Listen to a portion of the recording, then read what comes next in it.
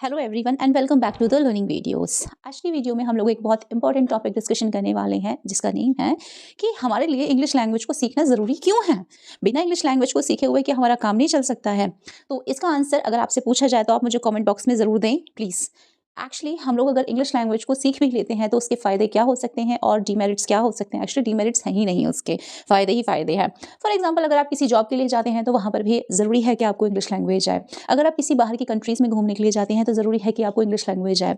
Even ऐसे person से communicate करने के लिए कि जिससे सिर्फ इंग्लिश लैंग्वेज आती है तो ज़रूरी है कि आपको भी इंग्लिश आए, जिससे कि आप उससे जो बाइलिंगुअल कम्युनिकेशन है वो कर सके ईजिली। फॉर एग्जाम्पल अगर मैं यहाँ से नॉर्थ में रह रही हूँ, डिस्ट्रिक्ट बुलंदशहर में, मुझे अगर साउथ में घूमने के लिए जाना है तो मुझे ज़रूरी है कि वहाँ की लैंग्वेज आए, क्योंकि वहाँ जाकर कम्युनिकेशन करना मेरे लिए बहुत ईजी हो जाएगा। साउथ में अगर मुझे केरला घूमने के लिए जाना है, वहाँ पर मलयालम बोली जाती है। इवन कर्नाटका है, तमिल, तेलुगु, बहुत सारी लैंग्वेजेस हैं जो साउथ में बोली जाती हैं हर स्टेट में। और आई थिंक कि बेस्ट टूरिस्ट प्लेस है साउथ एरिया, जहाँ पर आप घूमने के लिए बहुत सारी बीचेस को विजिट कर सकते हैं एंड मैनी मोर थिंग्स। सो यहाँ पर फिर से हम लोग एक बेसिक क्वेश्चन पर आते हैं कि इंग्लिश लैंग्वेज ही क्यों। क्या इंग्लिश लैंग्वेज के बिना हमारा वर्क नहीं हो सकता? तो इसका आंसर है 90% आपका वर्क नहीं हो सकता। बिकॉज अब कोई जो प्रॉस्पेक्टस भी आते हैं या कोई न्यूज़ भी आती हैं तो वो मोस्ट प्रोबेबली इंग्लिश में ही लिखी आती हैं। कोई इंस्ट्रक्शंस आते हैं वो भी इंग्लिश में ही आते हैं। हमारी सोसाइटी में इंग्लिश लैंग्वेज को इतना ज़्यादा इंपॉर्टेंस देने लग गए हैं सब लोग कि इंग्लिश लैंग्वेज को सीखना बहुत मुश्किल हो गया है और वो नेसेसरी भी है।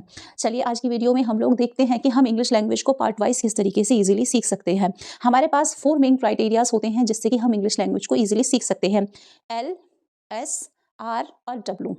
L for listening, S for speaking, R for reading and W for writing. चलिए वन बाय वन हम इसको जल्दी से एक बार रिवाइज कर लेते हैं जिससे कि आपको इंग्लिश लैंग्वेज सीखने में इजी हो जाए। तो फर्स्ट वन है, आपको ज़रूरी है कि L फॉर लिसनिंग। आप किसी की भी बात को जब सुनते हैं बहुत ध्यान से तो ज़रूरी है कि आप उसको पूरा कॉन्सेंट्रेशन, पूरा अटेंशन दें, जिससे कि आपको वो चीज़ें ईजिली समझ में आ जाए। इसके कुछ क्राइटेरियाज हो सकते हैं। Lack of interest in language. अगर आप लिसनिंग ही अच्छे से नहीं कर रहे हैं और आपका इंटरेस्ट नहीं है तो आप उस लैंग्वेज को सीख नहीं पाएंगे easily. The second one is importance of the language and it's consequences. अगर आप एक लैंग्वेज को सीख रहे हैं तो ज़रूरी है कि आप उसकी इंपॉर्टेंस को जानें और उससे क्या चीज़ें पॉसिबल हो सकती हैं उसको जानें। The third one is adept to very unique and creative way. आप एक ऐसा तरीका अपना लीजिए उस लैंग्वेज को सीखने का जिससे कि आपके लिए बहुत ईजी हो जाए। इसके अलावा हम लोग देखते हैं कि स्पीकिंग। स्पीकिंग मीन्स बोलकर आप बहुत सारी चीज़ों को बोलकर, प्रोनाउंसिएट करके भी इन सब चीज़ों को सीख सकते हैं। सो हम लोग देखते हैं कि हमारा जो इन्वायरमेंट है, फॉर एग्जांपल अगर किसी बच्चे को हम इंग्लिश सिखा रहे हैं स्कूल में इंग्लिश बोली जा रही है लेकिन वो गाँव में या घर में जाकर तो हिंदी लैंग्वेज यूज़ कर रहा है, तो वो इन्वायरमेंट क्रिएट करना बहुत ज़रूरी है। Next is small talks. छोटी छोटी बातों को आप जब किसी से बोलना शुरू करेंगे इंग्लिश में तो आपको वो कॉन्फिडेंट बिल्डअप हो जाएगा, तो आप इजीली जो इंग्लिश लैंग्वेज है उसको सीख पाएंगे। Next one is role play. अगर आप रोल प्ले के थ्रू उसको सीखना चाहे तो आप उसके अकॉर्डिंग भी कर सकते हैं, तो वो आपके लिए बहुत ईजी हो जाएगा एक खेल के ही तरीके से।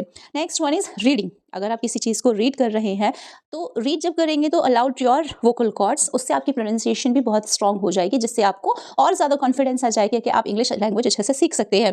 Next is it will help you to have linguistic words. अगर आप रीड करके चीज़ों को पढ़ रहे हैं तो आपकी लिंग्विस्टिक वोकैबुलरी बहुत अच्छे से इंप्रूव हो सकती है। Next is mistakes in pronunciation. आप अगर गलतियाँ करते भी हैं प्रोनाउंसिएशन में तो वो आप बोलने के साथ आपके ईयर पार उसको सुन रही है कि आप गलत प्रोनाउंसिएट कर रहे हैं, तो ध्यान से आप उसको प्रोनाउंसिएट करें। इसके अलावा हम लोग अगर राइटिंग स्किल्स की बात करें तो by writing you can do many things. जब आप राइटिंग करेंगे तो आपकी जो हैंड राइटिंग है वो भी इंप्रूव होगी। इवन आपके साथ साथ अगर मैं आपको कोई वर्ड बोलूँ लिखने के लिए तो सबसे पहले आप उसे सुन रहे हैं, आपकी लिसनिंग पावर भी इंप्रूव हो रही है। फिर आप उसको बोलने की कोशिश करेंगे वो कि मैंने क्या बोला है। फॉर एग्जाम्पल मैंने बोला है इन्वायरमेंट, आपने उसको सुना, खुद एक बार सोचा कि उन्होंने बोला क्या, इन्वायरमेंट, देन आपने उसको लिखा। तो ये हमारी चीज़ें हैं listening, speaking, reading and writing, जिसके अकॉर्डिंग हम अपनी लैंग्वेज को इंप्रूव कर सकते हैं। और यही एक तरीका है कि हम इंग्लिश ईजिली सीख सकते हैं। आप लोग मैगजीन्स यूज़ कर सकते हैं, आप लोग न्यूज़पेपर्स यूज़ कर सकते हैं, आर्टिकल्स यूज़ कर सकते हैं न्यूज़पेपर के जिसमें बहुत सारी चीज़ें लिखी हुई होती है। इवन आप लोग इंग्लिश मूवीज़ भी देख सकते हैं जिसमें नीचे सबटाइटल्स आते हैं। आप मूवी देखने की बजाय उन सबटाइटल्स को पढ़ने की कोशिश करें और मैच करने की कोशिश करें कि पिक्चराइजेशन चल क्या रहा है, जिससे कि आपको रिकलेक्ट करने में बहुत ज़्यादा आसानी हो जाएगी। इसी के साथ साथ अगर आप ध्यान दें तो इंग्लिश लैंग्वेज को सीखने के लिए आपका एक बैकग्राउंड भी होना बहुत ज़रूरी है। मैं तो मानती हूँ कि बैकग्राउंड होना इसलिए ज़्यादा ज़रूरी है क्योंकि हो सकता है कि मेरे से पहले मीन्स मेरे फादर है या उनके फादर हैं, उन्होंने इंग्लिश नहीं सीखी हो, ना ही समझी हो। मेरे टाइम पर आ रही है इंग्लिश तो मैं सीख रही हूँ। लेकिन इस बैकग्राउंड को कंप्लीट और इस गैप को फिल करने के लिए आप एक इनिशिएटिव ज़रूर ले सकते हैं, जिससे कि आपके आने वाले जनरेशन्स को हेल्प हो जाए। अब आपको ये लगेगा कि इंग्लिश लैंग्वेज ही क्यों? अच्छा, हमारे इंडिया में बहुत सारे स्टेट्स हैं, बहुत सारी लैंग्वेजेस बोली जाती हैं, तो हिंदी तो एक कॉमन लैंग्वेज हो गई, लेकिन एक लैंग्वेज जो कम्युनिकेशन की है, जो वर्क प्रोफाइल की लैंग्वेज है, वो इंग्लिश ही है। अगर इंग्लिश लैंग्वेज हमारी बहुत स्ट्रॉन्ग रहेगी तो हमारी जो पर्सनैलिटी है, हमारी कम्युनिकेशन कॉन्फिडेंट है, वो भी बहुत ज़्यादा अच्छा हो जाएगा। आई होप आपको ये वीडियो अच्छी लगी होगी। अगर अच्छी लगे तो आप प्लीज़ कॉमेंट कर सकते हैं, लोगों के साथ शेयर कर सकते हैं। I will be waiting for the comments. Thank you so much.